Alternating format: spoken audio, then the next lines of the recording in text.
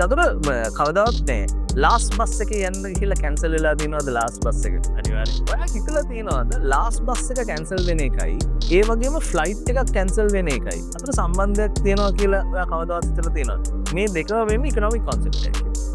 දැන් ඊළඟට ඔයා ලාස් බස් එක නැග්ගා කියලා නැග්ගම ඔන්න ඉන්නේ සීට්ස් වලට වඩා වෙන බොහොම අඩු ප්‍රමාණයක් කියන. අන්න එතකොට ඒ කන්ඩක්ටර් මහත්තයා එහෙම නැත්නම් ඒ ඩ්‍රයිවර් මහත්තයා තේරුම් ගන්නවා මේ ට්‍රිප් එක ගිහිල්ලා වැඩක් නෑ පාඩුයි කියලා.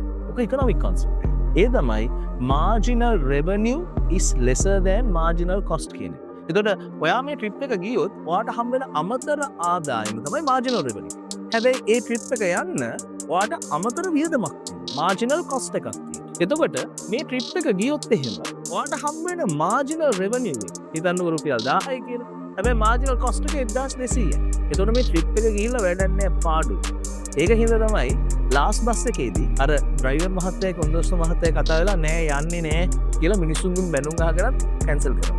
ඔක්කොම තමයි එයාලයින්ස් උත් කරන්නේ. හිතන්නකෝ එයාලයින්ස් වල සීට්ස් ඔක්කොම ෆිල් වෙලා නෑ කියලා. එතකොට එයාත් බලනවා මාර්ජිනල් රෙවෙනියු එක මාර්ජිනල් කොස්ට් එකයි. එතකොට එයා හිතනවා මේ මාර්ජිනල් රෙවෙනියු එක සෑහෙන අඩුම මාර්ජිනල් කොස්ට් එකට වඩා ඇත්තටම ඒ ට්‍රිප් එක යන එක පාඩුයි එයාලයින්ස් උත්.